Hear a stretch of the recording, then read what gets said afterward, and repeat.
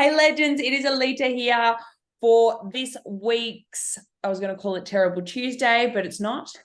It's Tuesday tutorials, and I am joined by the amazing Jess Ruhfus, who is our newest faculty member, who is teaching you all things partnerships and collaborations. And when it comes to that, this girl knows how she's been amazing. We've got a course live of Jess's. You have to go and check it out. It's got absolutely everything that you need to know about partnerships and collaborations. So with that said, Jess, do you want us to tell you? No, why don't you tell us a little bit more about you? Sure. Well, hi, everyone. I'm Jess. I'm the founder of a platform called Collabosaurus, which is a matchmaking platform for brands. So I've seen over 10,500 brands collaborating through that platform over the last 9 years. And so, I developed a course on how to win at partnerships and brand collaborations because I've seen all of the good things and all of the mistakes and challenges being made along the way. And e-com brands just have so much to gain from teaming up with other like-minded brands and helping each other grow, because you can do it through so many different ways. You can do licensing, you can do gift with purchase, you can do sponsorship collabs, you can do giveaways and content series and limited edition products. There's so much you can do. And we're talking about a brand collab in particular today, aren't we? Talking about limited edition products. Yes. We are. So this one popped up, and you've been in the media a little bit talking about this collaboration. And I really wanted to gather your thoughts on it. I thought it was brilliant. And it is the collaboration between Adore Cosmetics and 7-Eleven.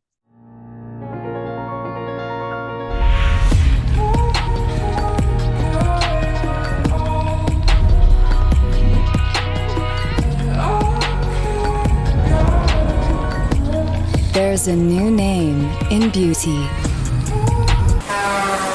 And it's not one you'd expect. Talk us through this collaboration. How do you reckon it came about? What are your thoughts on it? Oh my gosh, there's so much to say about this collab. So it came out, I think, a year ago. And sadly, since then, 7-Eleven have changed their dollar coffee policy now. It's like $1.50, which totally ruins the campaign. But at the time, this campaign made so much sense because Adore Beauty, for anyone who's not familiar, it's an online platform where you can buy everything beauty. So like hair, makeup, skincare, all of the things. I love Adore Beauty. I'm an avid customer, and 7-Eleven is where you get your fuel, also where you can get your dollar coffee. So these guys teamed up, and what they did was a really unexpected collab that, yes, centered around a limited edition product, but also kind of factored in a gift with purchase style as well. So the campaign was 7-Eleven released a really bougie coffee scrub that was like a limited edition 7-Eleven coffee scrub. And then anyone who spent $20 or more on Adore Beauty for a certain time period could get that coffee scrub for $1. So that played very well on the dollar coffee campaign that 7-Eleven were already running. But I think at first, a lot of people were thinking, what on earth is this collab? This makes no sense. A petrol station chain and, Adore Beauty teaming up is just like the furthest thing from your mind. If you were to say to me, who should Adore Beauty collaborate with? I wouldn't be thinking 7-Eleven. However, sometimes the quirky collaborations and the quirky partnerships get the best results. They get the most attention. And, if you actually wind back this collab and think about what is it that both brands want to achieve, off the back of this, what's the marketing goal? And for Adore Beauty, the exposure opportunity of teaming up with 7-Eleven, who are a much bigger company with much more eyeballs on that brand, you just can't pass up an opportunity that large. And 7-Eleven really came to the party too. They recognized that their brand wasn't as premium as Adore Beauty's brand. And so they really elevated, their design of this product and stuff to meet Adore Beauty in that premium range, more premium range than they had been operating. So when you actually boil down brand values for both brands, things like accessibility, things like cheekiness and fun, they really did hit the mark, and they leveraged this campaign so cleverly because they engaged an influencer to help promote it. It got major media attention, and in every major newspaper, magazine, digital publication at the time, got so much attention on social media. People were sharing it as well. It created this, there was a teaser campaign that had viral impact. And then the uptake off the back of this campaign was insane. Me alone, little old me, received at least 10 Instagram DMs from people going, oh my gosh, have you seen this? And some people have even said to me, I'd never heard of Adore Beauty before, which that to me was crazy. But, that just goes to show the campaign was just such a success. Yeah, huge success. So one of the questions that always comes up when it comes to brand partnerships, when you're collaborating on developing a product or something like that, is like, who holds the cost? So like 7-Eleven developing, and it was absolutely high end and it looked absolutely gorgeous. And even their branding started to look a little bit bougie. I mean, 7-Eleven, they nailed it. Who holds the cost of developing that? That's a really good question, and it completely depends. It changes for every partnership. I think what it comes back down to is, a true brand collab or a true brand partnership is all about a win-win exchange of value. So usually what I look at is, okay, you've got your campaign idea, both brands bring a lot to the table. So if you actually go, what does party one bring? What does party two bring? And compare those two things, usually the cost is held with the brand that hasn't brought as much to the table, if that makes sense. So, and they can use that and leverage that as part of the value that they bring and can exchange in a really win-win partnership. So it depends. I would say in this case, and I mean, I don't know for certain, but I would say in this case that 7-Eleven held a lot of the cost of the product development because they would have wanted the control over their brand. And bearing in mind, this wasn't a co-branded product. Sometimes if it's a co-branded product or a limited edition collab product itself, both brands would have a lot more input, a lot more contribution to the cost of developing that. Whereas with this, it was more, the product itself was very much created by 7-Eleven and delivered by 7-Eleven, and the rollout of the campaign was delivered by both brands. So, but Adore Beauty managed the logistics of that. So Adore Beauty had the warehouse that fulfilled the gift with purchase. They had the tech that could do that. 7-Eleven, to build that side of their business would have been a real nightmare. So, there's value on both sides. And to answer your question, it really depends. Perfect. Thank you so much, Jess. That was really informative. So if you're looking for more insights like that, is there anything else that you want to comment about this? Because, I mean, we could talk for hours about it. I would mostly say if you're looking to do brand collaborations, don't be afraid to do something a little bit quirky. I mean, there was a really great campaign years ago with Gelato Messina, who are kings of collaboration. They've done so many. They've collaborated with Airwick in the past, which again, such an unlikely collab, but had such a great impact. If you're going into a collab wanting buzz and talkability and media attention and to kind of prick people's ears up and go, this could be interesting, you can definitely look to explore really unlikely, quirky collaborations. They can have a really great impact in that way. The weirder, the better.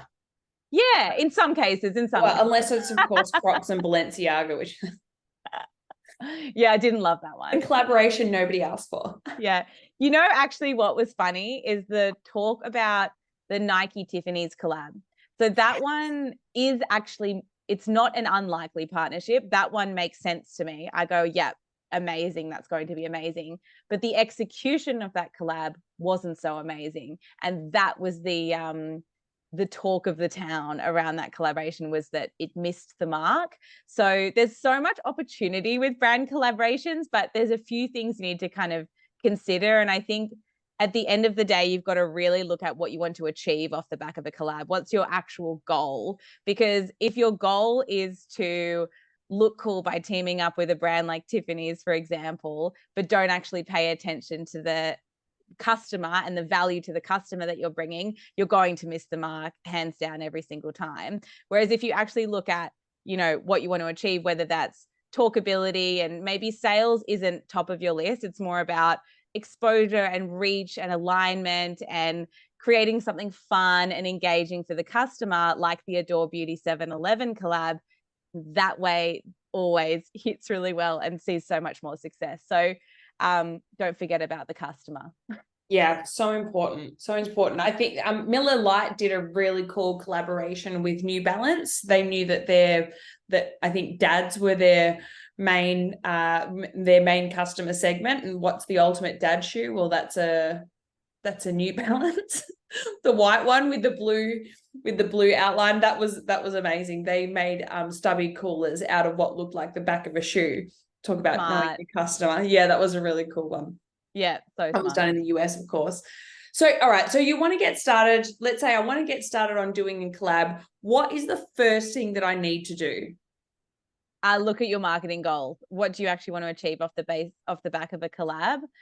Do the course, of course. That'll give you all the foundational knowledge. But knowing your marketing goal will dictate how you roll out a collaboration, who you partner with, how you approach a partnership, and how you structure a partnership as well. So everything should be dictated by and come back to the marketing goal that you want to achieve, because collaborations and partnerships, it's a marketing tactic, just like any other marketing tactic, like email marketing or social media marketing. Collaboration marketing is its own tactic, and it can work really, really well within the bigger ecosystem of your marketing. So start with the goal, and also don't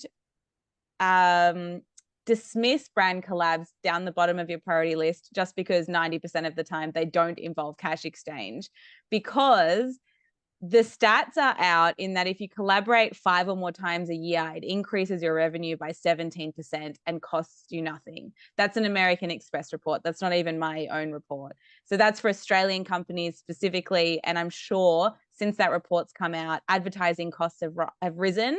Organic, social media reach has declined. And so that's going to be even more impactful now. I think collaborations are so king, especially right now. So don't discount them. Definitely prioritize them. Awesome. There's a great module on that in the course. So follow Jess's advice. Go do the course. Think about your goals. And Adore and 7-Eleven must have had completely different goals going into this, because Adore got this. They've already got market exposure, but like you said, so many people came to you and they're like, I'd never even heard of them. Whereas, what would a 7-Eleven's goal be? Well, they were able to align with a much more premium brand and also get in front of more women. So if you think of 7-Eleven, I think their $1 coffee campaign nails it for tradies. My partner's a tradie. He knows all about the dollar coffees at 7-Eleven, And I think aligning with Adore Beauty, it helped elevate their brand into a little bit more of a premium level, but also really spoke to a female-led audience through Adore Beauty. So I think those two things are really powerful, but also it gave them a whole new marketing channel. Never could they have talked to this audience in this way across those kinds of digital channels without a campaign like this. So it gave them new avenues to extend their marketing campaign anyway, and really they got a lot of bang for their buck. So insightful, Jess. Thank you so much for your time today. Pleasure. For everybody, go check out the course. Jess is a mastermind. Go and follow her on all of the social channels. She's hilarious on Instagram, just by the way. Thank you so much. And we'll see you next week, where we'll be back reviewing some emails. So if you want your emails reviewed, send them over and we'll put them into the mix. Thanks so much again, Jess. Love it. Thank you so much. Bye. Bye.